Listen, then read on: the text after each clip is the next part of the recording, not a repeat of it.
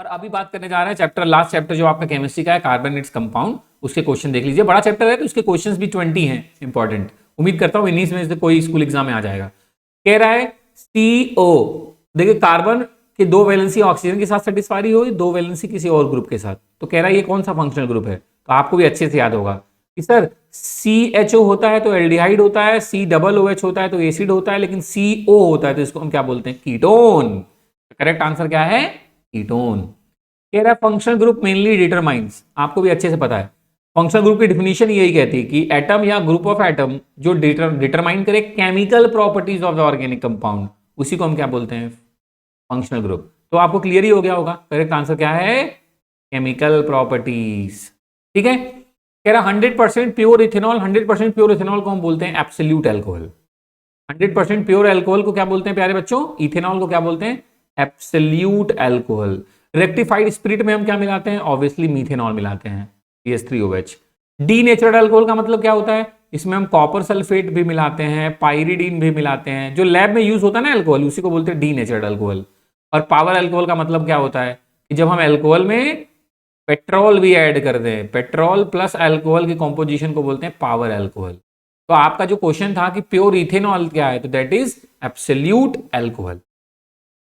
Next question कह रहा है carboxylic acid containing 1 carbon atom is, कह रहा है ऐसा कौन सा कार्बोक्सिलिक एसिड है चारों में जिसमें एक ही कार्बन है। तो आपने पढ़ा होगा होमोलॉगस सीरीज, नहीं पढ़ा है तो आप प्लीज जाके आप चैनल में देख सकते हैं, वीडियो एडेड है। होमोलॉगस सीरीज मतलब हर एक होमोलॉगस सीरीज का पहला मेंबर मैंने आपको बोला था इंपॉर्टेंट है, याद रखिए, क्योंकि उसके बाद याद करने की जरूरत नहीं होती।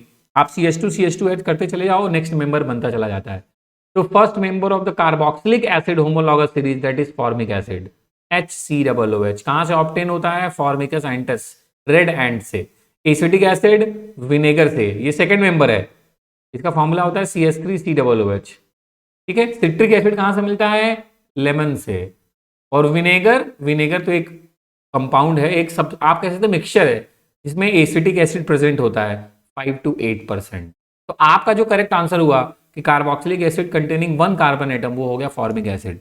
मैं बाकी भी ऑप्शन इसलिए एक्सप्लेन करता हूं कि इससे रिलेटेड भी अगर कुछ बात हो तो आपने पढ़ी हो ऑलरेडी, आपको सुन के लगे कि हाँ ये मुझे आता था। कह रहा था order of acetic acid resembles, कह रहा है एसिटिक एसिड का ऑर्डर कैसा होता है, तो ऑब्वियसली अभी हमने बोला कि एसिटिक एसिड विनेगर में प्रेजेंट होता है, तो विनेगर के जैसा ही होता है। ठीक है। नेक्स्ट क्वेश्चन कह रहा है प्यारे बच्चों sodium carbonate solution is added to the dilute ethanoic acid. ध्यान से देखो क्या कह रहा है, कह रहा है सोडियम कार्बोनेट है Na2CO3 और किसके साथ, इथेनोइक एसिड मतलब एसिटिक एसिड, एसिटिक एसिड का ही IUPAC नेम है इथेनोइक एसिड। तो प्यारे बच्चों आपको ये याद आ जाना चाहिए, आपने एसिड बेस में सॉल्ट पढ़ा हुआ है कि जब भी कोई मेटल का कार्बोनेट या बाइकार्बोनेट किसी एसिड से रिएक्शन करता है तो बनता है सॉल्ट, वाटर और CO2। तो यहाँ एक गैस रिलीज होगी CO2। तो इन चारों ऑप्शन में से जो करेक्ट है वो क्या है, अ गैस इवॉल्व, एक गैस निकलेगी, कौन सी गैस, CO2। सॉल्ट बन जाएगा कौन सा, CH3COONA, और वाटर तो वाटर ही है। तो इसमें करेक्ट आंसर क्या है, 6 का A। यार बच्चों नेक्स्ट क्वेश्चन देखिए, कह रहा है 2 ml of acetic acid added to 5 ml of water. Acetic acid और वाटर को मिला के शेक करके रख दिया गया है। तो कह रहा है आप उनमें से क्या नोटिस करेंगे, तो मैं आपको बता दूं एसिटिक एसिड और वाटर आपस में कैसा मिक्सचर बनाते हैं, होमोजेनस, मतलब प्रॉपर्ली मिक्स हो जाते हैं। ऐसा नहीं कि कोई एसिड ऊपर हो जाएगा वाटर नीचे, ऐसा कुछ नहीं होने वाला प्यारे बच्चों, है ना। अब मैं एक नया टर्म बोलना नहीं चाहता, तो acetic acid actually hydrogen bond बना सकता है वाटर के साथ, इसलिए वो होमोजेनस मिक्सचर बना लेता है। फिलहाल के लिए आप इतना जान लो कि सी आंसर है, a clear homogeneous solution formed होगा, मतलब दोनों आपस में कैसे हैं, सॉल्युबल है, मिसिबल है, इस वजह से। क्वेश्चन नंबर 8 कह रहा है on adding sodium bicarbonate to acetic acid. ध्यान से देखो, फिर से सोडियम का बाइकार्बोनेट और एसिटिक एसिड, जब भी एसिड रिएक्शन करेगा मेटल के कार्बोनेट या बाइकार्बोनेट से, क्या बनेगा, एक गैस बनेगी CO2, अभी हम लोगों ने बात किया था ना। और ये क्या करता है, CO2 का ऑब्जर्वेशन क्या है, it turns lime water milky. ये क्या करता है, CO2 का ऑब्जर्वेशन है कि ये लाइम वाटर को मिल्की करता है। लाइम वाटर मतलब CaOH का ट्वाइस, और जब CO2 इसके साथ कंबाइंड होता है तो बच जाता है CaCO3, ये CaCO3 बन जाता है लाइमस्टोन, है ना, कैल्शियम कार्बोनेट। क्वेश्चन में भी यही पूछ रहा है, ध्यान से देखो, कह रहा which turns lime water milky due to the formation of, क्या बन जाता है कि लाइम वाटर मिल्की हो जाता है, कैल्शियम कार्बोनेट। तो करेक्ट आंसर क्या है, 8 का A। नेक्स्ट कह रहा है which among the following contain triple bond. तुरंत आपके दिमाग में आएगा ट्रिपल बॉन्ड, अच्छा मतलब सर कह रहे हैं एल्काइन कौन सा है, और एल्काइन पहचानना तो आसान है, जहां पे कार्बन का नंबर हाइड्रोजन के डबल से 2 कम हो, देखिए C अगर N है तो H क्या है 2N, मतलब डबल से 2 कम। तो आप चेक कर लीजिए, अगर कार्बन 3 है तो डबल क्या हुआ 6, उससे 2 कम क्या हुआ 4। तो करेक्ट आंसर क्या है C3H4। नाम क्या है प्रोपाइन। बाकी आप किसी में भी चेक कर लीजिए नहीं मिलेगा। देखिए ये एल्केन है, डबल से 2 ज्यादा है, ये डबल, ये एल्कीन है। ये C2H2 भी क्या है, C2H2 भी क्या है प्यारे बच्चों, ट्रिपल बॉन्ड इसमें भी है, एसिटिलीन। देखो कार्बन 2 है, डबल क्या है 4, उससे 2 कम। तो बी भी एक तरीके का ट्रिपल बॉन्ड इसमें भी है, और C3H4 में भी ट्रिपल बॉन्ड है। तो इस क्वेश्चन के 2 आंसर सही हैं। ये है प्रोपाइन और इसको हम क्या बोलते हैं प्यारे बच्चों, इथाइन। ऐसे क्वेश्चन आपको बोर्ड में नहीं मिलेंगे, कोई एक ही सही होगा, है ना। यहाँ पे था, लेकिन अगर दोनों ऑप्शन सही थे तो मैंने आपको बताया। अगला क्वेश्चन कह रहा है प्यारे बच्चों, the number of covalent bond in C5H12। देखो ये 5 है, डबल कितना हुआ 10, उससे 2 ज्यादा, मतलब ये एल्केन है। एल्केन है तो फटाक बना सकते हो 5 कार्बन, 1 2 3 4 5। और हर कार्बन की वैलेंसी आपको पता है 4 होती है, उसको पूरा किसके साथ करना है, हाइड्रोजन के साथ। बस अब ये सारे बॉन्ड आप काउंट कर लो, 1 2 3 4 5 6 7 8 9 10 11 12 13 14 15 16। तो करेक्ट आंसर क्या है कि ये C5H12 मतलब पेंटेन में कितने कोवेलेंट बॉन्ड हैं 16। सिंपल है, कोई रटना नहीं। देखो सिंपल है, बना दिए। सिंगल बॉन्ड जानते ही एल्केन्स में होते हैं, मैंने सबको सिंगल बॉन्ड, हाइड्रोजन को सबको जोड़ दिया, जो आए मैं काउंट कर लिया। सिंपल है ना, टेंशन लेने का नहीं। और कोई टेंशन हो तो मैं तो इंतजार करता हूँ कि आपको कोई टेंशन हो, आप मुझे लिख के बताओ कि सर मेरे को ये टेंशन है ना, दूर किया तो आप बताना। अरे यार chemistry rock, makes chemistry easy for you, tagline है यार, इतना तो करूंगा तुम्हारे लिए है। नेक्स्ट कह रहा है which among the following does not conduct electricity. कह रहा है इलेक्ट्रिसिटी कंडक्ट कौन नहीं करेगा। तो एसिटिक एसिड, ये एसिड है, वीक एसिड है तब भी चलेगा। ये है प्रोपेनॉल अल्कोहल, अल्कोहल भी इलेक्ट्रिसिटी कंडक्ट करेंगे। HCOOH फॉर्मिक एसिड, ये भी एक वीक एसिड है। और NaCl एक्वस, NaCl क्या है एक्वस, मतलब ये भी एक इलेक्ट्रोलाइट है, ये भी इलेक्ट्रिसिटी कंडक्ट करेगा। तो आपको लग रहा होगा इनमें से कौन नहीं करेगा। तो मेरे भाई जब तुमको 4 ऑप्शन दे रहा है तो फिर आपको उसमें से सबसे कम आपको जो लगता है गलत, वो उसको ढूंढना पड़ेगा। तो अगर मैं इन चारों में से बताऊं कि कौन इलेक्ट्रिसिटी कंडक्ट नहीं करेगा, तो आंसर होगा C3H7OH, प्रोपेनॉल। क्या, प्रोपेनॉल। वैसे अल्कोहल स्लाइटली एसिडिक होते हैं, लेकिन अगर मैं कहूं ना चारों में से ढूंढना हो तो मैं अल्कोहल ही पकड़ूंगा, ठीक है। नेक्स्ट क्वेश्चन कह रहा है methane react with 1 mole of chlorine in presence of sunlight. कह रहा है CH4 है और आपके पास क्या है क्लोरीन है, सनलाइट के प्रेजेंस में H न्यू। आपको याद आ गया होगा, अरे सर ये तो सब्स्टिट्यूशन रिएक्शन है, और ये CH4 में से एक H हटके एक Cl लग के बन जाता है CH3Cl और प्लस HCl। तो सर ये सब्स्टिट्यूशन है, ये तो क्लियर हो गया है ना। तो आपसे 2 चीजें पूछ रहा है, बनेगा क्या और ये रिएक्शन का नाम क्या है। तो क्लियर एक बात पे तो हो आपकी, ये सब्स्टिट्यूशन है। चारों ऑप्शन आप ध्यान से देखो, आपको एक ही में सब्स्टिट्यूशन दिख रहा है, पहला वाला ही करेक्ट है सब्स्टिट्यूशन। और बना क्या है CH3Cl, common name methyl chloride, IUPAC name chloromethane, ठीक है। कह रहा कैटिनेशन मैक्सिमम, आपको अच्छे से पता है, ये तो बड़ा फेमस इंपॉर्टेंट क्वेश्चन है कि कौन कैटिनेशन शो कर रहा है, कार्बन कितने टाइम्स तक करता है, इनफाइनाइट टाइम्स तक। कुछ लोग और भी करते हैं, जैसे सल्फर भी करता है, बट 20 टाइम्स तक। बट कार्बन जो है वो मैक्सिमम क्यों है, क्योंकि इनफाइनाइट टाइम्स तक कैटिनेशन शो करता है।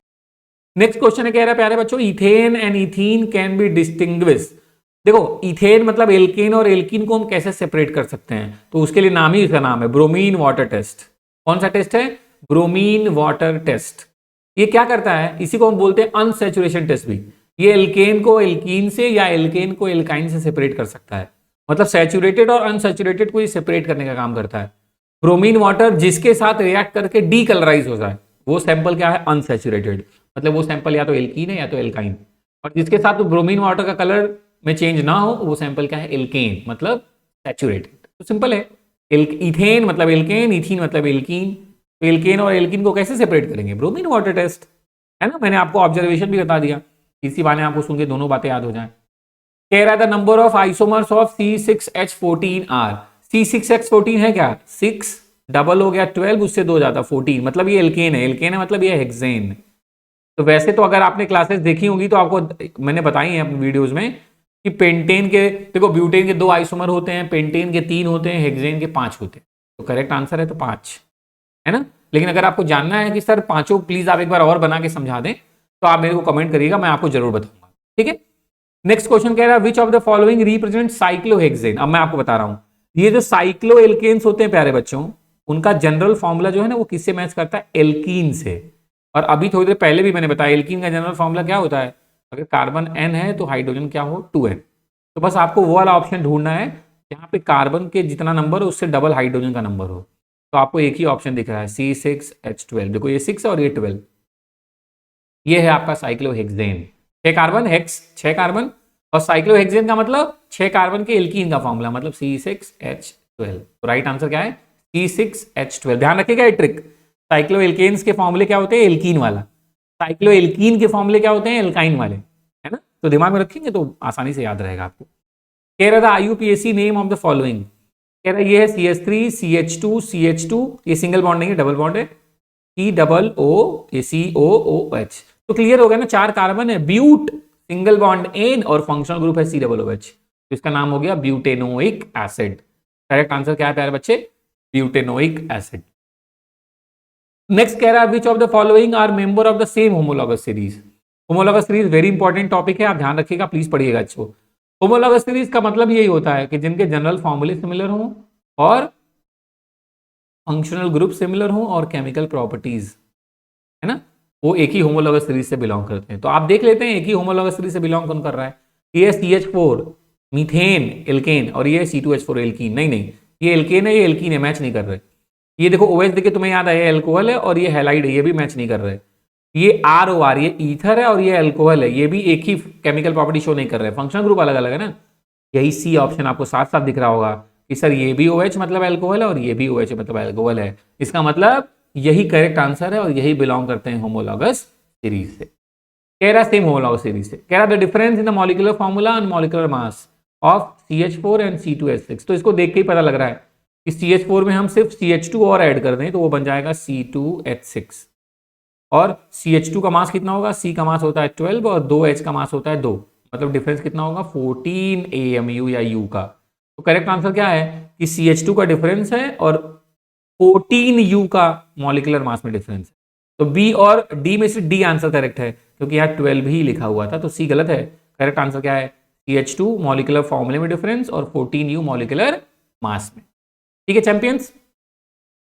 अगला कह रहा है 20 question, which of the following statement about diamond and graphite is true. आपको भी पता है डायमंड और ग्रेफाइट दोनों ही क्या हैं, कार्बन के एलोट्रॉप्स हैं, दोनों ही क्या हैं, कार्बन के एलोट्रॉप्स हैं। हाँ बस डायमंड में क्या है, ये इलेक्ट्रिसिटी कंडक्ट नहीं करता और ये ग्रेफाइट जो है वो इलेक्ट्रिसिटी कंडक्ट करता है, क्योंकि यहाँ पे प्रेजेंट होते हैं फ्री इलेक्ट्रॉन्स और डायमंड में फ्री इलेक्ट्रॉन्स प्रेजेंट नहीं। तो चलो देखते हैं इनमें से कौन सा सही है। कह रहा they have same crystal structure, नहीं। डायमंड का स्ट्रक्चर कैसा होता है, टेट्राहाइड्रली अरेंज होते हैं और ऑक्टाहाइड्रल ज्योमेट्री बनाता है, और ये हेक्सागोनल। ग्रेफाइट कैसा बनाता है, हेक्सागोनल। तो नहीं ये गड़बड़ है। They have same degree of hardness, ये भी नहीं है, डायमंड हार्डेस्ट है आपको पता है, ग्रेफाइट के साथ ऐसा नहीं है। कह रहा they have same electrical conductivity, ये तो सवाल ही नहीं उठता, यहाँ फ्री इलेक्ट्रॉन है तो इसकी इलेक्ट्रिकल कंडक्टिविटी ज्यादा होती है, डायमंड में तो है ही नहीं, ये तो नॉन कंडक्टर हो गया। तो एक ही ऑप्शन बचा, they have same chemical properties, क्योंकि जो एलोट्रॉप्स होते हैं उनकी फिजिकल प्रॉपर्टीज डिफरेंट होती हैं लेकिन केमिकल प्रॉपर्टीज क्या होती हैं, सेम। तो इसके अलावा प्यारे बच्चों सिर्फ एक चीज मैं बोलूंगा और आपको पढ़ने के लिए, आप प्लीज पढ़ लीजिएगा ईस्टरिफिकेशन के बारे में। इसके अलावा यहाँ पे ईस्टरिफिकेशन का कोई क्वेश्चन नहीं है, प्लीज आप एक बार देख लीजिएगा ईस्टरिफिकेशन से रिलेटेड। जब एसिड और अल्कोहल आपस में ट्रीट करते हैं तो बनाते हैं ईस्टर और वाटर, और ये रिएक्शन कहलाती है ईस्टरिफिकेशन। उम्मीद करता हूं इसमें से आपके जरूर कोई ना कोई क्वेश्चन आएगा, या मैंने सारे ऑप्शन भी एक्सप्लेन किए हैं तो आपके एमसीक्यूज बड़े ही आसानी से हो जाएंगे। ठीक है प्यारे बच्चों, आप ऐसे ही मेरे वीडियो से अब केमिस्ट्री को पढ़ के आसान बनाते रहिए और मुझे अपना पूरा सहयोग भी करिए। जय श्री राधे, मिलते हैं फिर नेक्स्ट वीडियो में।